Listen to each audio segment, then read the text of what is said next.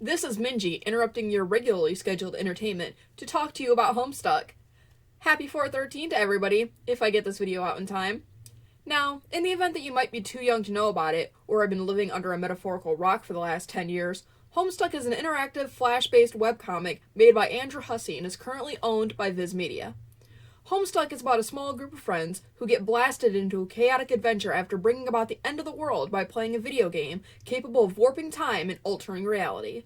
It's a fun and creative journey, full of dry humor, sarcastic wit, time travel, aliens, pop culture references, and figuring out the challenges of growing up. While I don't want to claim that Homestuck was the first of its kind, it was probably the most popular in its specific genre. This comic really pushed the limits of what a web-based comic was capable of, and in many aspects went above and beyond even those expectations. Using Flash, Homestuck was able to make itself an interactive experience like no other to not only read, but to watch. With moving panels, minigames, and choose-your-own-path to reading sections, the comic was able to immerse its readers as if they were really part of this journey. The simplistic art style for the majority of the comic helped spark the creativity of the fanbase and left things like race, facial features, and other bodily characteristics open to interpretation. Even things that seemed to be set in stone were also open to change within the canon of the comic, due to multi-dimensional travel, alternate timelines, and more. It was in Homestuck that I first saw the notion of headcanons and how they affected someone's viewpoint of a character. And with this loose, whatever goes aspect that the comic helped perpetuate, your headcanon could in theory become canon in some timeline. Hussey made sure to keep his fans involved in the comic at all stages, from allowing fans to recommend names to the characters in the forums in the beginning of the series, to hiring fan artists to make official art for merch and other assets to be included in the comic itself, even at the end, when he asked fans to submit selfies with a specific panel in the background. Homestuck's initial surge in popularity is a bit of a mystical phenomenon to me. What began as just people who might have been fans of Hussey's previous comic ventures soon exploded into its own cultural game changer and reached almost every nook and cranny of the internet. March is probably one of the most successful web series of all time. During the height of the comic, Homestuck crashed several websites like Newgrounds when long animations were outsourced to other posting platforms. Merch sold out near instantly when it was available, and fan art made some artists' very careers what they are today. Homestuck's fanbase was innovative on its own level. Fans coded their own websites for role-playing, brought to life the in-comic messaging system, Pester Chum. Someone stalked the source code of mspaintadventures.com to tell people how many pages would be uploaded during the next update. And some made bots and notification systems to alert them of when the new updates to the comic happened.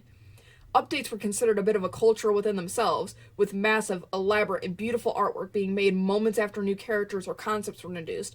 Cosplayers would make whole outfits in mere hours after the update so they can cosplay it at conventions the next day. It was fucking insane. Homestuck also changed some of the very basic foundations on which conventions ran.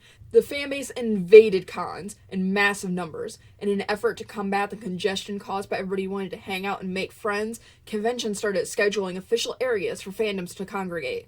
Things like official photo shoots with character and ship lists and even scripts, ask panels, and miscellaneous activities like draw parties and late-night hangouts. The biggest Homestuck event at a convention I ever participated in was the official Homestuck photo shoots of Otakon in 2013.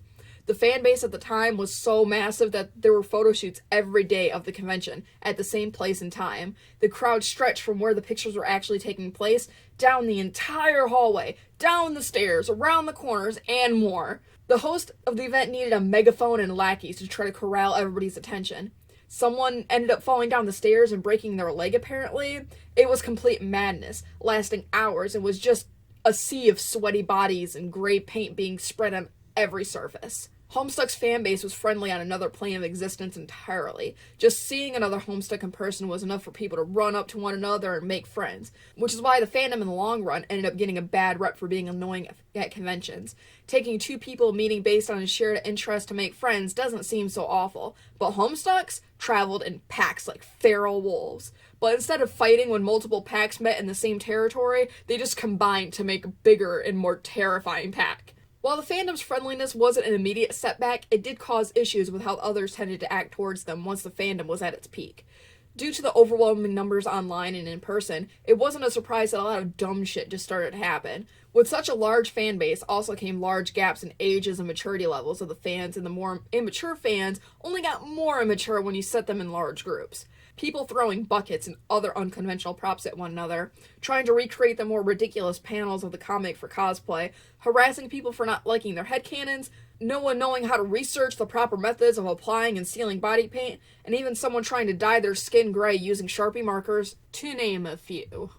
Actions like this and more ended up being ultimately the cause for people to ostracize the fan base, going as far as some trying to make petitions to ban them from conventions, death threats online, and even some getting doxxed and stalked in their personal life. The boom of Homestuck's popularity wasn't limited to the internet and convention spaces. Homestuck fans band together to form whole communities that would do meetups and other activities together. While it originated as just photo shoots or panels at conventions, it soon evolved into mundane activities like going to see movies together, flocking to zoos, metro parks, and amusement parks in droves. Sometimes these meetups got up to the thousands. I remember going to these meetups. Luckily, the area I live in never had the massive community like some of the other areas did. My first meetup was at a metro park about 15-20 minutes from my house. I was too terrified to go alone, so I ended up dragging a friend from high school with me and met about 10 or so people there. After continuing to go to these meets for a time, I eventually started hosting my own, and it ended up getting up to about 45 people at one point, though most of the time it was just the same 10 or 15 people showing up to every event.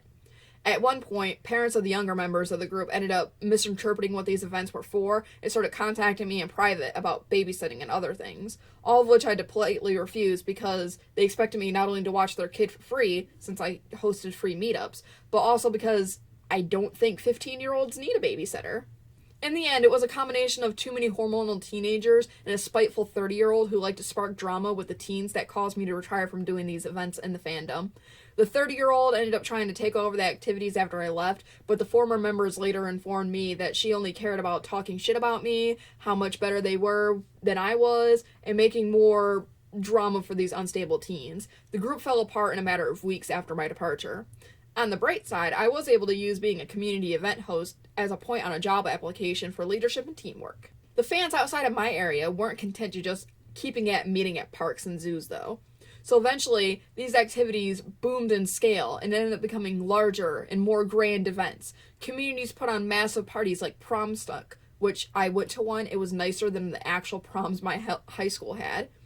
And fans banded together to bring a silly side aspect of the comic, Can Town, to life by collecting massive amounts of canned goods to donate to food banks and homeless shelters around the country.